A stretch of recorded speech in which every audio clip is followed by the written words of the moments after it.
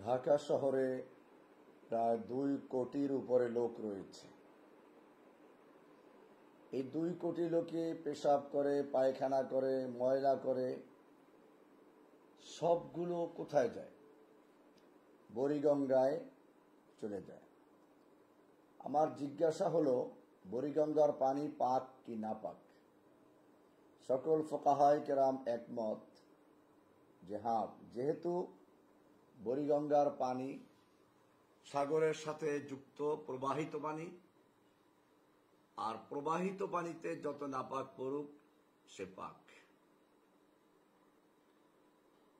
আমি এটাকে এভাবে বলতে পারি, বুড়িগঙ্গার পানি যদি সাগরের সাথে সংযুক্ত থাকার কারণে সাগরের একটা ঢেউ, বুড়িগঙ্গার একটা ঢেউ 2 কোটি লোকের পেশাব, পায়খানা, মলমূত্র, নাপাককে পাক করে দিতে পারে, তাহলে কারো যদি সম্পর্ক থাকে আল্লাহর সঙ্গে, তাহলে তার গুনাহগুলো যদি এই ঢাকা শহরের সমস্ত মানুষের মলমূত্রের চেয়ে বেশি হয়, আর আল্লাহর সঙ্গে সংযুক্তি থাকে, আল্লাহর রহমতের একটা ঢেউ বুড়িগঙ্গা ঢেউয়ের চেয়ে শক্তিশালী হয়ে তার সকল গুনাহগুলো ক্ষমা করে দিতে পারে।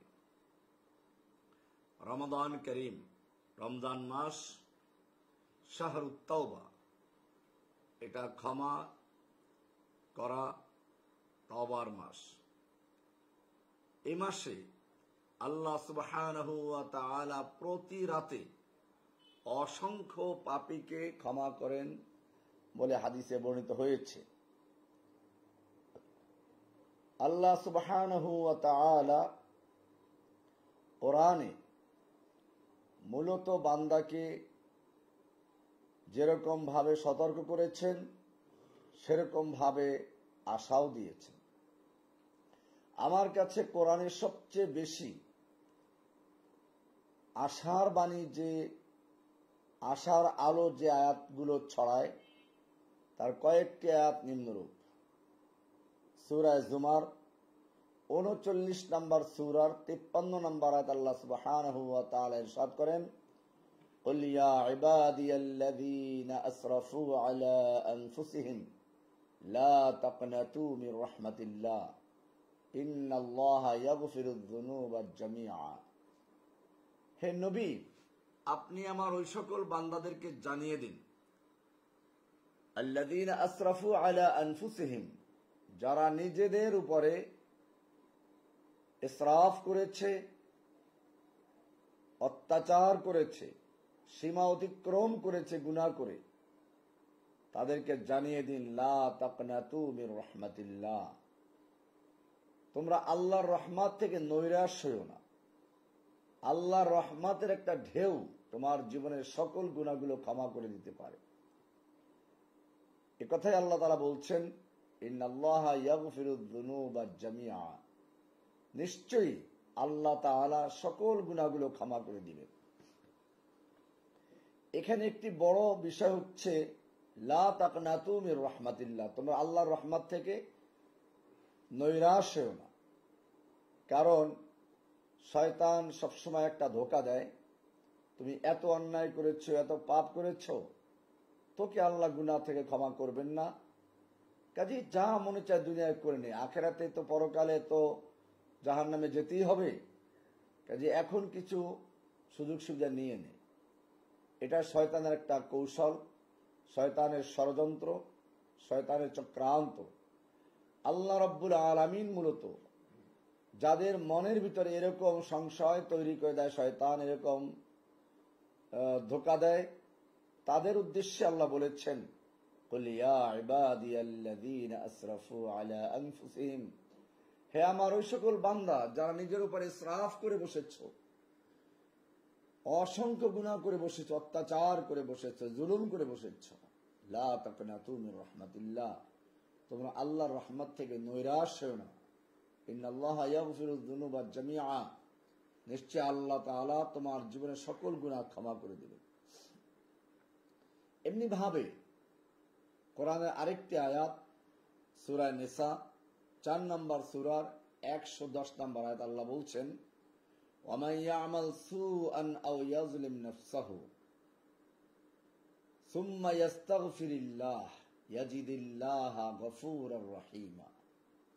ওয়ামান ইয়ামাল সুআন আও ইয়াজলিম নাফসাহু, যে ব্যক্তি কোনো অন্যায় করে ফেলেছে অথবা নিজের উপরে জুলুম করে ফেলেছে, সুম্মা ইস্তাগফিরিল্লাহ, অতঃপর সে আল্লাহর কাছে ক্ষমা প্রার্থনা করে, ইয়াজিদিল্লাহা গফুরার রহিমা, সে অবশ্যই আল্লাহকে ক্ষমাশীল এবং দয়ালু পাবে। এরপরে অনেক ক্ষেত্রে এমন হয়, সন্তান পিতামাতার সাথে অন্যায় করে বাবা মার কাছে ফেরত যেতে ভয় পায়, বাবা মার ডাকে সন্তান দূর থেকে ভয় পাচ্ছে। তখন যেরকম ভাবে একজন পিতামাতা তার সন্তানকে অভয় দেয়, না আসো, আমি তোমার পিতা, আমি তোমার মা, আমার কাছে এসো, আমার কোলে আসো। আমার কাছে মনে হচ্ছে সূরা হিজর 15 নম্বর সূরার 49 নম্বর আয়াতটি এরকম, কি সুন্দর আল্লাহ বলেছেন, নব্বি ইবাদি আন্নী আনাল গফুরুর রহিম। নব্বি ইবাদি, হে নবী আপনি আমার বান্দাদেরকে সংবাদ দিন, জানিয়ে দিন, এই সুসংবাদ দিন, আন্নী আনাল গফুর রহিম, নিশ্চয় আমি আল গফুর ক্ষমাশীল, শুধু ক্ষমাই করবো তা না, দয়াও করবো, আর রহিম দয়া করব। এমনি ভাবে কোরআনের আরেকটি সূরা আরো তাৎপর্যপূর্ণ, আল্লাহ সুবহানাহু ওয়া তাআলা ইরশাদ করেন, ওয়াইদা সাআলাকা ইবাদি আন্নী, হে নবী যদি আপনাকে লোকেরা জিজ্ঞেস করে আমার সম্পর্কে, আমি কত দূরে থাকি, আমি বান্দার ডাক শুনি কিনা, আল্লাহ বলছেন না, ওয়াইদা সাআলাকা ইবাদি আন্নী, আমার প্রসঙ্গে যখন বান্দা আমাকে আপনাকে জিজ্ঞেস করে, ফাইন্নী করিব, আমি তো বান্দার কাছেই আছি, উজিবু দাওয়াতাদ দাঈ ইযা দাআনি, আমি বান্দার ডাকে সাড়া দেই যখন সে ডাক দেয়। এখানে দুটো বিষয় খুবই লক্ষণীয়। একটা হচ্ছে এই কোরআনের একটি উসলুব বা বাচন ভঙ্গি রয়েছে যে হে নবী আপনাকে লোকেরা জিজ্ঞেস করবে, এটা সম্পর্কে আপনি বলুন, উত্তরটা আপনার মাধ্যমে আসবে। যেমন আপনাকে কয়েকটি উদাহরণ দিচ্ছি, ইয়াসআলুনাকা আনিল আহিল্লা, হে নবী আপনাকে লোকেরা জিজ্ঞেস করবে নতুন চাঁদ সম্পর্কে, কুল হিয়া মাওয়াকিতু লিন-নাস, আপনি বলে দিন এটা মানুষের জন্য সময় নির্ধারণ একটি চিরস্থায়ী ক্যালেন্ডার, আপনি বলে দিন। এরকম ভাবে ইস্তাফতুনাক, হে নবী আপনাকে লোকেরা ইস্তিফতা করবে, ফতোয়া জিজ্ঞেস করবে, কুলিল্লাহু ইফতিকুম ফিল কালালা, আপনি উত্তর দিন যে আল্লাহ নিঃসন্তান কালালা সম্পর্কে তোমাদের ফতোয়া দিচ্ছেন। এমনি ভাবে ইয়াসআলুনাকা আনির রূহ, হে নবী আপনাকে লোকেরা জিজ্ঞেস করবে রূহ সম্পর্কে, কুল আপনি বলুন, কুলির রূহ মিন আমরি রাব্বি, রূহটা হচ্ছে আমার রবের একটি কমান্ড, একটি আদেশ। এরকম অসংখ্য আয়াত রয়েছে যে লোকেরা আপনাকে জিজ্ঞেস করবে, আপনি উত্তর দিন, অর্থাৎ উত্তরটা হবে আপনার মাধ্যমে। সেই পদ্ধতিতে এখানে বলা উচিত ছিল, ওয়াইদা সাআলাকা ইবাদি আন্নী, হে নবী যদি আপনাকে লোকেরা জিজ্ঞেস করে আমার সম্পর্কে, তাহলে আপনি বলুন, কিন্তু এখানে ফাকুল আপনি বলেন এই কথাটি নেই, কারণ যখন বিষয়টি আমার প্রসঙ্গে তখন আপনিও মাঝখানে নেই, আমি সরাসরি ফাইন্নী করিব, আমি বান্দার কাছেই রয়েছি, উজিবু দাওয়াতাদ দাঈ ইযা দাআনি, আমি বান্দার ডাকে সাড়া দেই তখনই যখন সে ডাকে। এখানে দ্বিতীয় সব বিষয়টি হচ্ছে উজিবু দাওয়াতাদ দাঈ আগে, ইযা দাআনি পরে। তার মানে হচ্ছে আমি ডাকে সাড়া দিই আগে, যখন সে ডাকে তার পরে। তার মানে যেন আমি তার ডাক দেওয়ার আগেই তার ডাকে সাড়া দিয়ে বসি। এই কারণে এখানে উজিবুটা আগে, ইদা দানি পরে আসছে।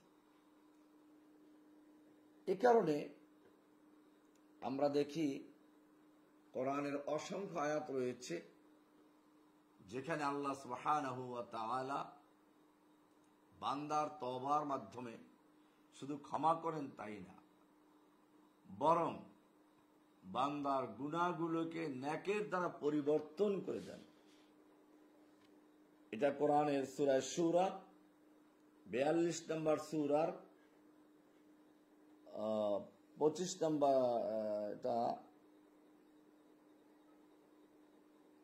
এটা সূরা ফুরকানের 25 নম্বর সূরার একেবারে যদি আপনারা 63 থেকে 70 নম্বর পড়েন, ওখানে বিশেষ কিছু বৈশিষ্ট্য আলোচনা করা হয়েছে ইবাদুর রহমান বা আল্লাহ ওয়ালা বান্দাদের।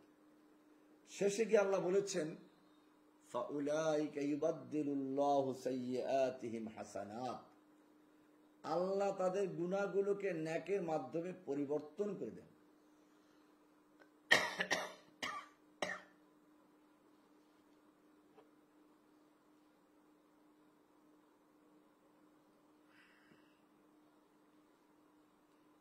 আমরা হাদিসে দেখতে পাই আল্লাহ রাসূল সাল্লাল্লাহু আলাইহি ওয়াসাল্লাম বলেন যে এক ব্যক্তি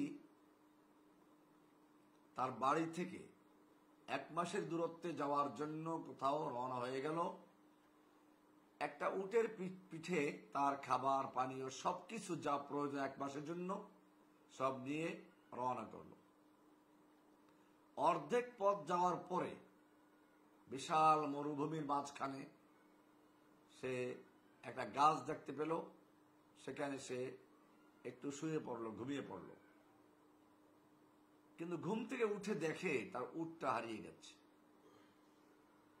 যে উটের পিঠে তার খাবার পানীয়, যে উটের পিঠে করে তার এই মরুভূমি পাড়ি দিতে হবে, সে উট নাই। পিছনে ফিরে যাবে সে সুযোগ নেই, কারণ সে অর্ধেক পথ অর্থাৎ 15 দিনের রাস্তা অতিক্রম করে এসেছে। আবার সে সামনে যাবে সেটাও সম্ভব না, যেহেতু 15 দিনের পথ এখনো বাকি রয়ে যাচ্ছে। কাজী সে নিশ্চিত মৃত্যু ভেবে আবার ওই গাছের তলে গিয়ে ডান হাতটা গালের নিচে দিয়ে শুয়ে পড়ল, মৃত্যুর অপেক্ষায়, মৃত্যুর প্রহার গুনছে। একবার চোখ খুলে একবার বন্ধ করে, হঠাৎ চোখ খুলে দেখে তার সে উট খাবার পানি সহ তার সামনে উপস্থিত রয়েছে। এই মুহূর্তে সে কত খুশি হবে।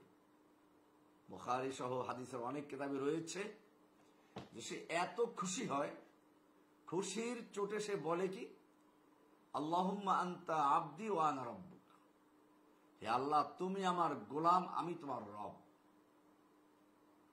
হে আল্লাহ তুমি আমার গোলাম, আমি তোমার রব। এক তো নিজেকে আল্লাহকে নিজের গোলাম বানিয়ে ফেলছে, আবার নিজে নিজেকে আল্লাহর রব দাবি করছে। এখানে বলা আছে যে এর দ্বারা সে কাফের হবে না, কারণ লিশিদ্দাতিল ফারাহ, অনেক অনেক আনন্দের কারণে, অনেক খুশির কারণে সে কি বলেছে তার ভাষাটাই হারিয়ে ফেলেছে, উল্টা বলে ফেলেছে। অথবা সে এটা বলেছে এমন ভাবে যেটা বাহ্যিক শব্দ অর্থ তার উদ্দেশ্য না, উদ্দেশ্য হচ্ছে আনন্দ প্রকাশ করা। এরপরে আল্লাহ রাসূল সাল্লাল্লাহু আলাইহি ওয়াসাল্লাম বলেন, লাল্লাহু আফরাহু, আল্লাহ তাআলা এই হারানো উট পাওয়ার পরে লোকটি যত খুশি হলো, একজন বিপদগামী বান্দা যখন তওবা করে আল্লাহর কাছে ফিরে আসে, আল্লাহ তার চেয়ে বেশি খুশি হন। এ কারণে আমরা দেখি কোরআনে আল্লাহ সুবহানাহু ওয়া তাআলা সূরা মায়েদা 5 নম্বর সূরার 39 নম্বর আয়াতে বলছেন, ফামান তাবা মিন বাদি যুলমিহি ওয়া আসলাহা ফাইন্নাল্লাহা ইয়াতুবু আলাইহি, যে ব্যক্তি জুলুমের পরে, অত্যাচার করার পরে, পাপ করার পরে তওবা করে এবং নিজেকে সংশোধন করে, ফাইন্নাল্লাহা ইয়াতুবু আলাইহি, আল্লাহ তার দিকে রুজু করেন, আল্লাহ তার দিকে ক্ষমার দৃষ্টি দেন। কোরআনে শুধু আল্লাহ সুবহানাহু ওয়া তাআলা এতটুকুই বলেন নাই, বরং আল্লাহ তাআলা তওবা করার জন্য আহ্বান করেছেন। সূরা তাহরিমের অর্থাৎ 66 নম্বর সূরার 8 নম্বর আয়াতে ইরশাদ হয়েছে, ইয়া আইয়ুহাল্লাযীনা আমানু তুবু ইলাল্লাহি তাওবাতান নাসুহা। হে ঈমানদারগণ, তোমরা আল্লাহর কাছে তওবা করো, তাওবাতান নাসুহা, পিওর খালিস তওবা করো। আল্লাহ তাআলা সূরা শুরা 42 নম্বর সূরার 25 নম্বর আরো সুন্দর করে বলেছেন, ওয়া হুয়াল্লাযী ইয়াকবালুত তাওবাতা আন ইবাদিহি। তিনি আল্লাহ যিনি তার বান্দার তওবা কবুল করেন, ওয়া ইয়াফু আনিস সাইয়্যাত, এবং গুনাহগুলোকে ক্ষমা করে দেন। শুধু ক্ষমা করে দেন ক্ষান্ত নয়, আল্লাহ বলছেন সূরা বাকারার 222 নম্বর আয়াতে, ইন্নাল্লাহা ইউহিব্বুত তাওয়াবিন ওয়া ইউহিব্বুল মুতাতাহহিরিন। নিশ্চয় আল্লাহ ভালোবাসেন তওবাকারীদেরকে, আল্লাহ ভালোবাসেন পবিত্রতা, উত্তম রূপে পবিত্রতা অর্জনকারীদেরকে। এরপরে আল্লাহ সুবহানাহু ওয়া তাআলা কোরআনে শুধু তওবা করে ক্ষান্ত হতে বলেন নাই, বরং এই রমজান মাস বিশেষ করে আল্লাহ তাআলা বলছেন সূরা আলে ইমরান 3 নম্বর সূরা 133 নম্বর আয়াতে, ওয়াসারিউ ইলা মাগফিরাতিম মির রাব্বিকুম ওয়া জান্নাতিন আরদুহাস সামাওয়াতু ওয়াল আরদ উইদ্দাত লিল মুত্তাকিন। ওয়াসারিউ, তোমরা দ্রুত দৌড়াও, ধাবিত হও। কোথায়? ইলা মাগফিরাতিম মির রাব্বিকুম, তোমাদের রবের ক্ষমার দিকে। ওয়া জান্নাতিন আরদুহা, এবং এমন জান্নাত পাওয়ার জন্য যার প্রশস্ততা হচ্ছে কতটুকু? as-সামাওয়াত, সকল আসমান, সপ্ত আসমান সমতুল্য, ওয়াল আরদ, এবং বিস্তীর্ণ জমিন সমতুল্য, উইদ্দাত লিল মুত্তাকিন, যা মুত্তাকিনদের জন্য তৈরি করা হয়েছে। এখানে বলা হয়েছে দৌড়াও, দ্রুত ধাবিত হও। এরপরে শুধু দ্রুত ধাবিত হতেই না, প্রতিযোগিতা করতে বলেছেন। ম্যারাথন দৌড় নয়, এটা হচ্ছে প্রতিযোগিতামূলক। কোরআন কি সুন্দর করে বলছে, সূরা আল হাদিদ 21 নম্বর সূরা 57 নম্বর আয়াত আল্লাহ বলছেন, সাবিকু ইলা মাগফিরাতিম মির রাব্বিকুম ওয়া জান্নাতিন আরদুহাস সামাওয়াত, সাবিকু ইলা মাগফিরাতিম মির রাব্বিকুম, তোমরা প্রতিযোগিতা করো। সাবিকু, একজন অপরজনের আগে কিভাবে যাবে সেই প্রতিযোগিতা করো। কোথার দিকে প্রতিযোগিতা করবে? ইলা মাগফিরাতিম মির রাব্বিকুম, তোমাদের রবের ক্ষমা পাওয়ার জন্য। ওয়া জান্নাতিন আরদুহাস সামা, আরদুহা, এবং এমন জান্নাতের দিকে কারদিস সামা, আরদুহা কারদিস সামা, যার প্রশস্ততা হচ্ছে আসমানের প্রশস্ততা সমতুল্য, ওয়াল আরদ, জমিনের প্রশস্ততা সমতুল্য।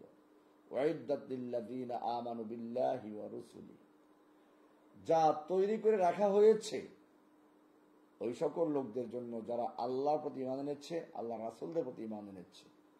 সূরা আল হাদিদ 21 নম্বর সূরার 57 নম্বর আয়াত। সুতরাং মাহে রমজান পেয়ে আমরা এই মাসে প্রতিযোগিতা করি, বেশি বেশি করে ইবাদত করি। কে কার চেয়ে বেশি ইবাদত করতে পারি সেই প্রতিযোগিতায় লিপ্ত হয়ে যায়।